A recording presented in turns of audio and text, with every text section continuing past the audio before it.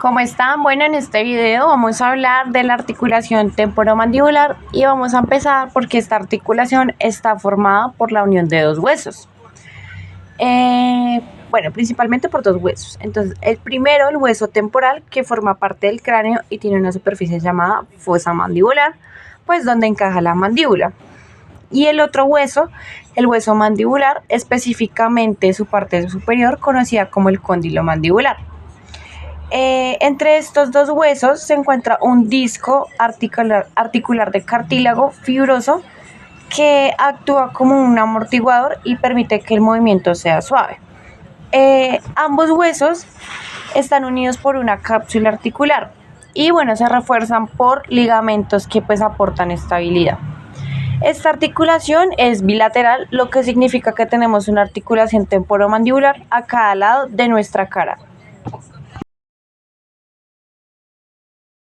Entonces tenemos que los principales músculos que permiten el movimiento en la articulación temporomandibular son los músculos masticadores, que pues son 4. El primer músculo es el macetero, que se encarga de elevar la mandíbula. Este pues es el músculo más fuerte en relación a su tamaño y nos permite cerrar la boca con fuerza.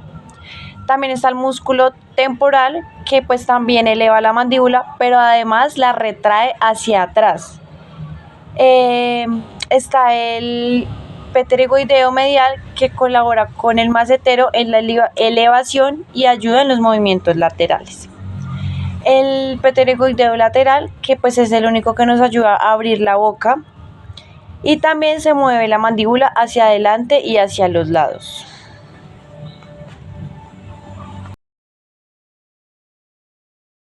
Bueno, entonces ahora vamos a hablar de los movimientos que hace la articulación temporomandibular.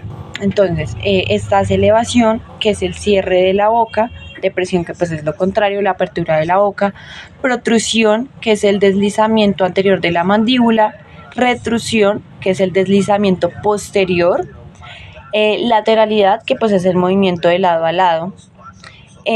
Planos y ejes, bueno, en elevación y depresión se hacen un plano sagital y un eje transversal; protrusión y retrusión, plano horizontal y transversal y en un eje antero-posterior; y lateralidad, que se hace en un plano horizontal.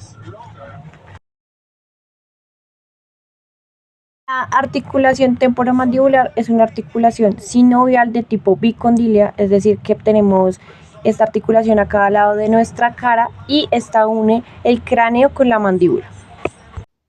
Y bueno, ahora vamos a ver de los movimientos principales de la ATM. Primero tenemos la depresión mandibular, que esto es abrir o cerrar la boca. De esto podemos decir que su osteocinemática es el condilo mandibular, y el cuerpo de la mandíbula se mueven hacia abajo y ligeramente hacia adelante.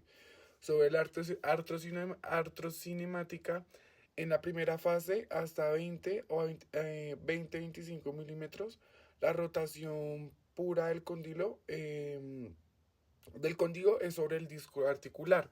En la segunda fase se añade el deslizamiento anterior de la eminencia articular del hueso temporal. En su miocinemática podemos encontrar los supraiodeos, el digástrico miloideo, el genidoideo, el pterigoideo lateral de la cabeza inferior.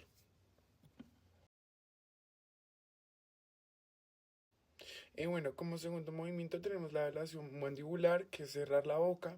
Su osteocinemática, la mandíbula asciende para cerrar la boca.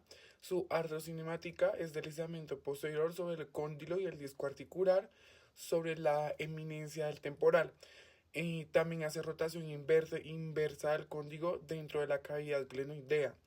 En su miocinemática podemos encontrar el mesetero, el temporal, el pterigoideo medial. Como tercer movimiento tenemos la protrusión, que es la mandíbula hacia adelante.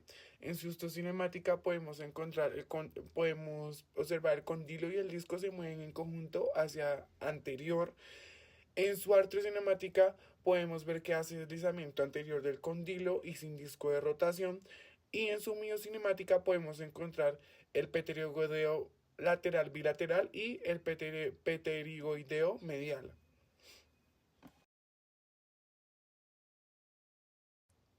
Como cuarto movimiento tenemos la retrusión, que esto es la mandíbula hacia atrás. En su osteocinemática podemos encontrar que el movimiento es posterior de la mandíbula. En su atrocinemática podemos ver deslizamiento posterior del cóndilo y el disco sobre la eminencia. En su miocinemática podemos encontrar las fibras posteriores del músculo temporal y los supraoideos. Y como quinto movimiento tenemos la lateralización o dilución, que esto es movimiento lateral de la mandíbula. En su osteocinemática podemos ver que la mandíbula se desplaza hacia un lado. En su arteriocinemática podemos ver el cóndilo ipsilateral rota y pivota ligeramente en su lugar. El cóndilo contralateral se traslada hacia adelante y se desliza anterior, o sea, esto significa que se desliza anterior y medialmente. Y en su miocinemática podemos encontrar el pterigodeo lateral contralateral y el temporal ipsilateral.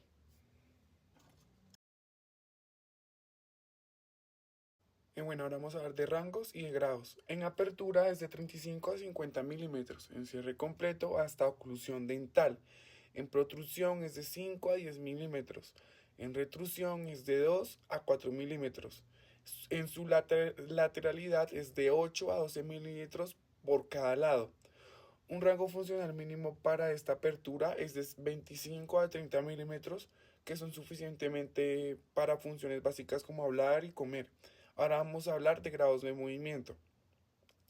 En su apertura inicial, que es rotación condilar pura, va de 0 a 20 o de 0 a 20 o a 25 grados.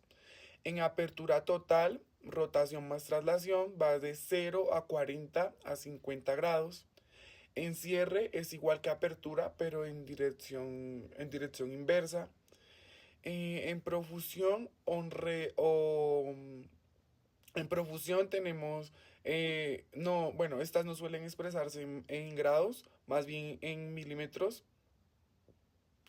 En lateralidad tenemos de 0 a 15 a 10 y 15 grados de desviación lateral mandibular. Durante la apertura bucal, los primeros 20 a 25 milímetros son producto de la rotación del cóndilo mandibular, como ya lo he dicho anteriormente, o sea, de 0 a 20 y a 25 grados. Y del resto, hasta 50 milímetros, implica una traslación de la ATM. En la ATM. Muchísimas gracias.